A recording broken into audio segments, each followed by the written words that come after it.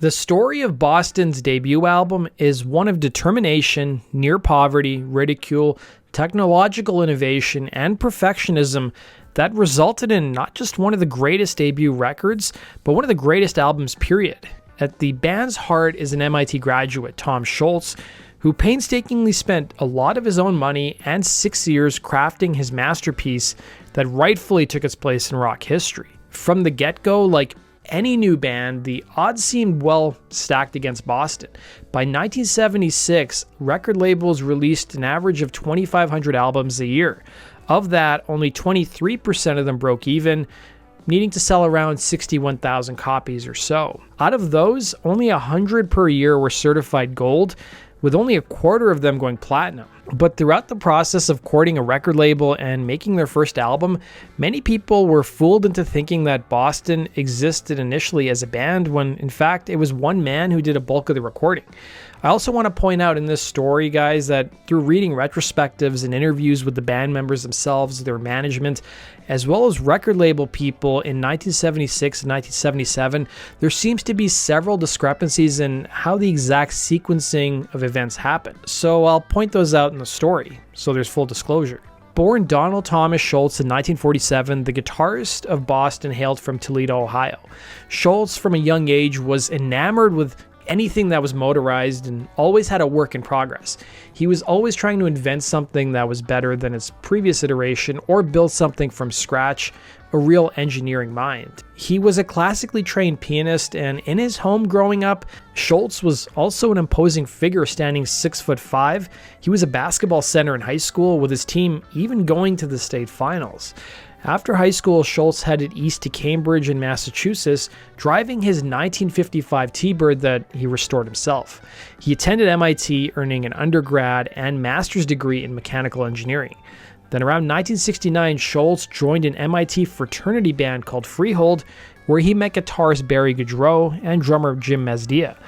The connection between Scholz and Mazdia proved particularly important as they began recording demos together in Mazdia's basement using rudimentary equipment that Scholz had cobbled together from his engineering knowledge.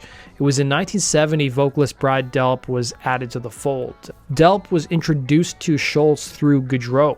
According to Boston's manager, Delp at the time was said to have been retired from rock and roll, having played in past bands. Delp admitted he was mostly at home watching TV in his time off, while also working at a factory that made heating coils for coffee machines. Taking inspiration from the likes of Led Zeppelin's Jimmy Page and guitarist Jeff Beck, Scholz taught himself guitar around the age of 21. He also taught himself bass and organ, and was inspired by groups like The Animals, The Kinks, and The Yardbirds. After graduating from MIT, Scholz got a job as a product design engineer at Polaroid, revealing that he was making $12,000 a year.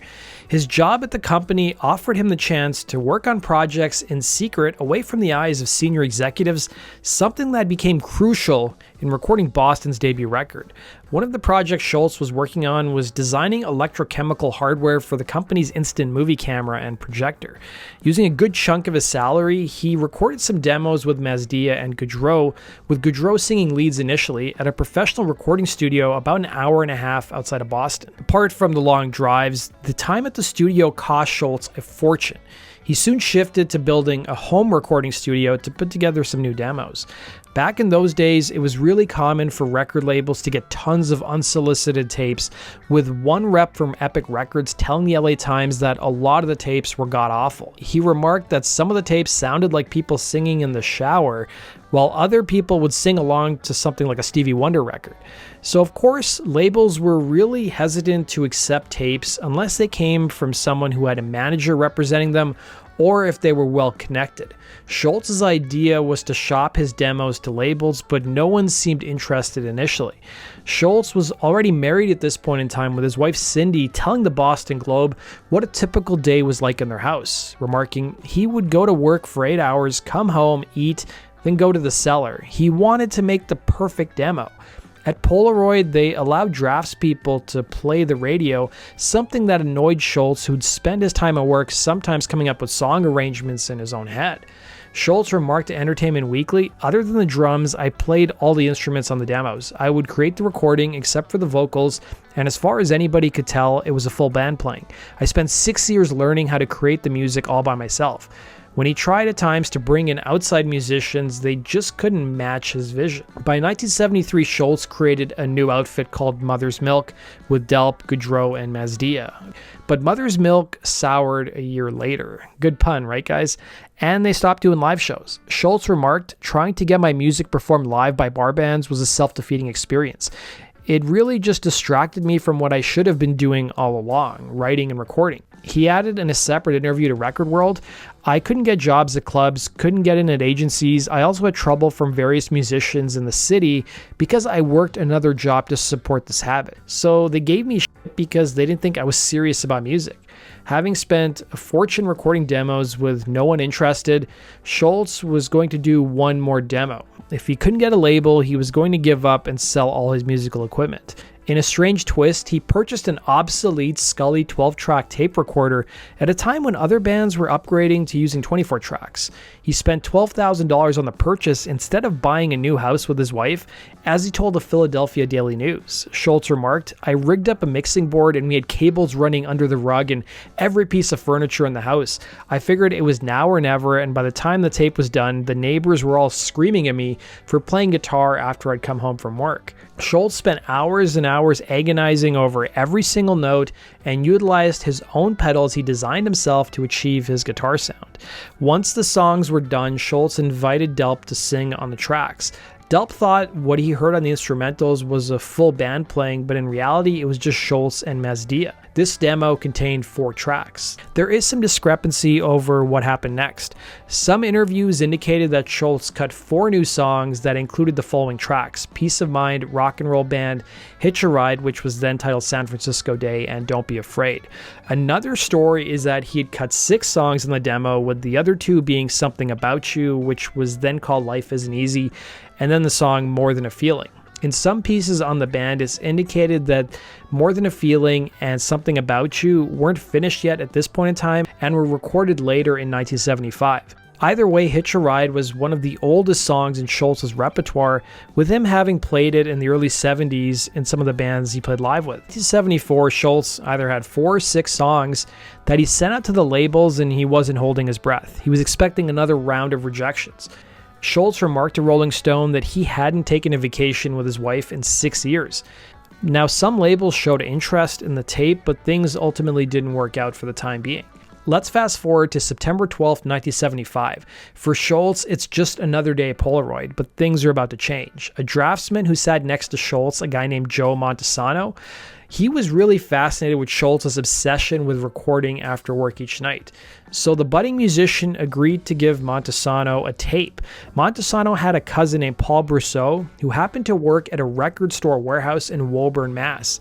One Monday morning, Brousseau was playing Scholz's tape in his office with his door open when a guy named Charlie McKenzie heard the tape.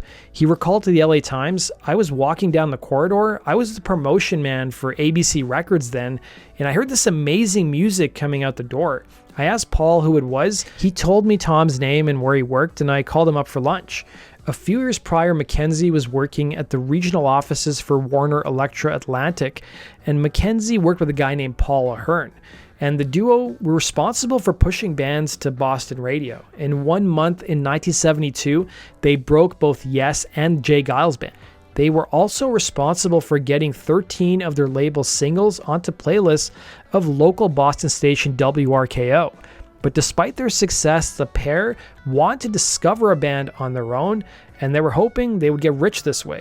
They eventually moved on to other things, with Ahern moving to Los Angeles to work with Asylum Records, but Mackenzie heard that demo tape being played from this unnamed band and called up Ahern, phoning him up and playing him the song Rock and Roll Band over the phone.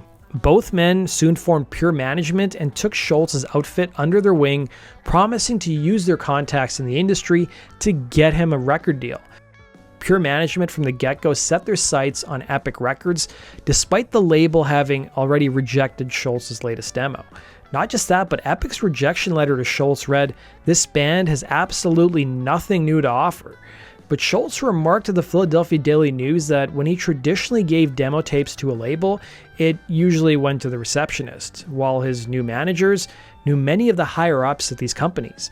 Again, this is where there's another discrepancy in the story. One story is that the higher-ups at Epic heard the new demo, loved it, and wanted to sign the band on the spot, but the company had a policy of not signing bands unless they saw them perform live.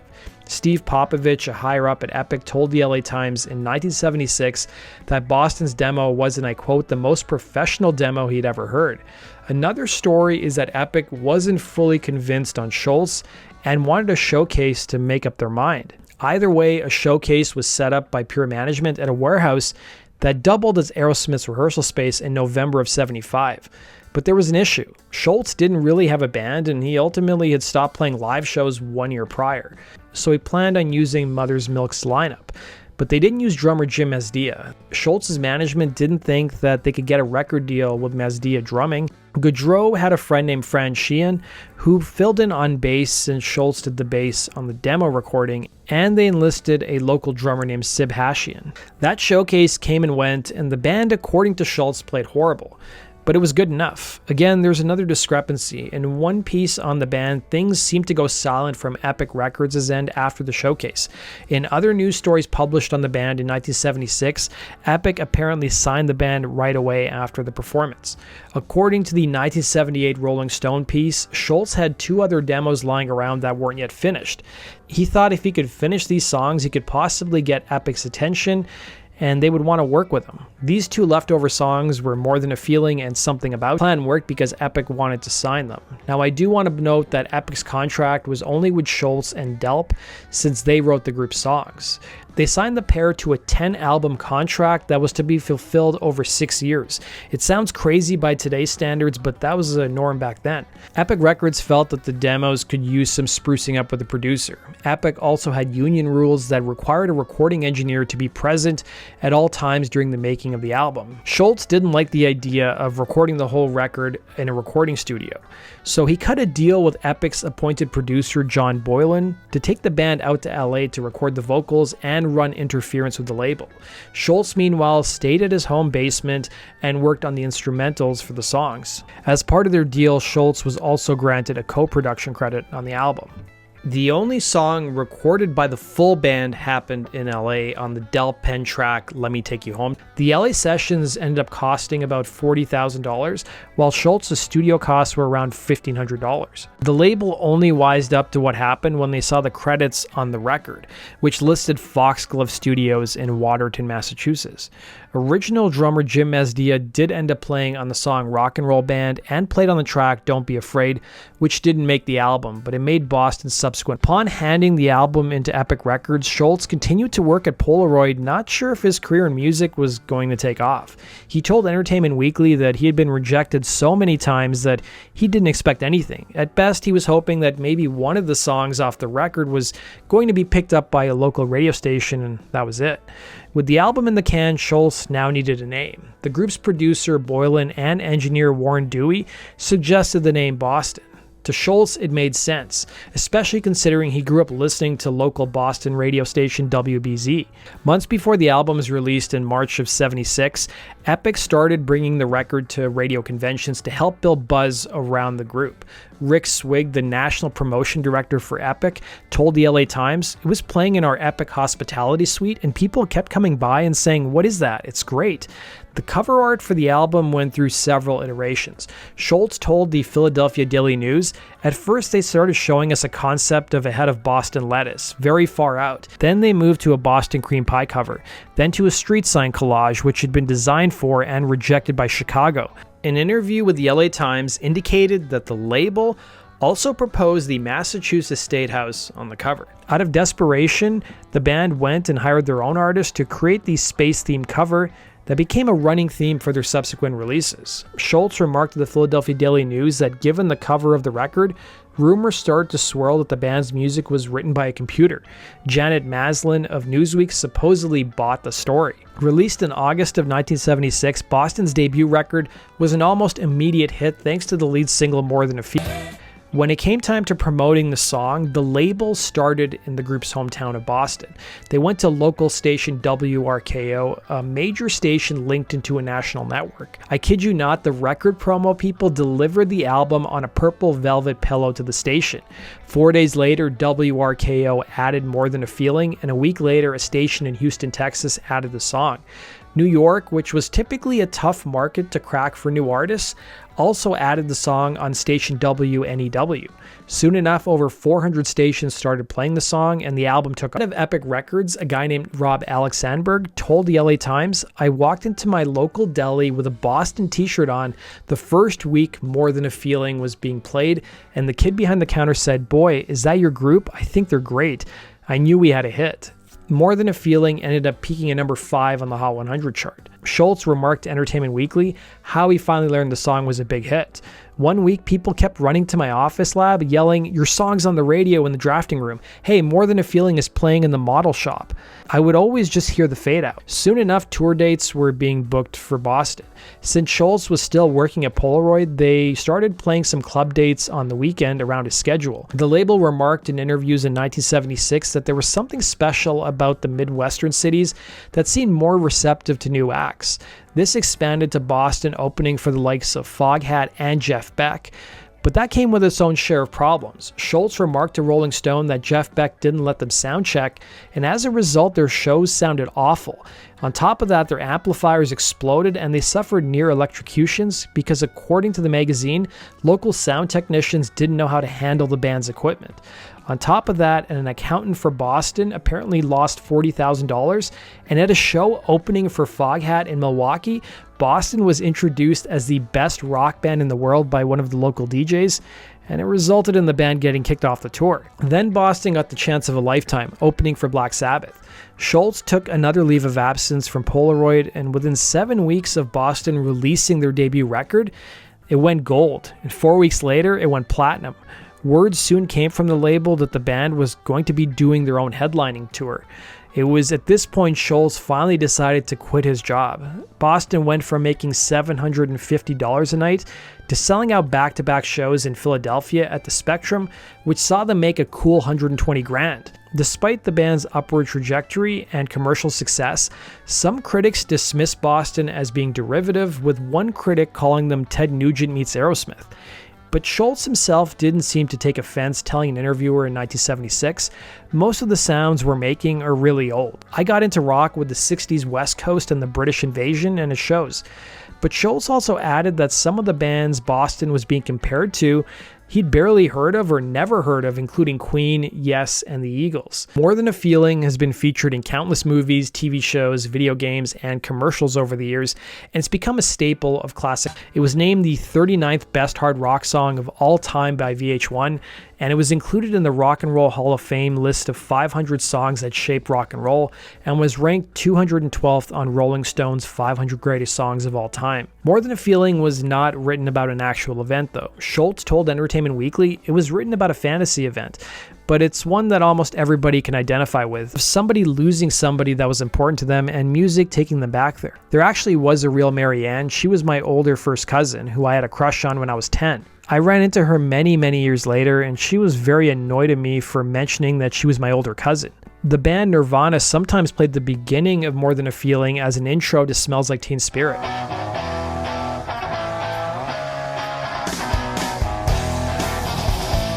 When asked about Nirvana's confession of semi-stealing the song's chord progression, Scholz told Best Classic Bands they didn't do a great job on the chorus. "I heard the story about people thinking that part of the song sounds like it was a swipe from More Than a Feeling.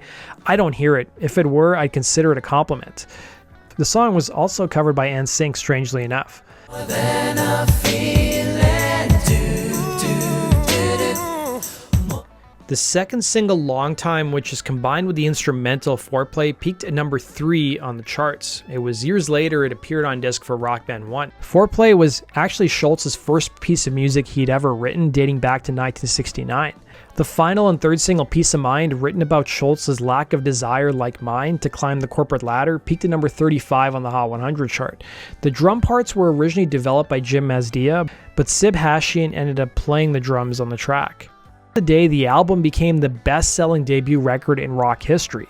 That was until another band came nearly a decade later, Guns N' Roses, with their monumental release Appetite for Destruction. If you guys remember, in 2008, the whole album, minus Let Me Take You Home Tonight, was released as DLC for Rock Band. I'm guessing maybe there were some issues with the masters of that one song. The label, in promoting the record, used Scholz's background as an engineer and his time at Polaroid to portray the frontman as a genius of some sort, claiming that he single-handedly designed the SX70 camera.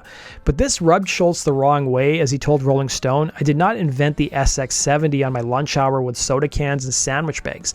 I don't even know how to load one." He added to the magazine that since Epic put that press release out, he's been plagued by reporters asking him to fix their cameras. Epic also developed a promotional campaign in record stores that also irritated the guitarist.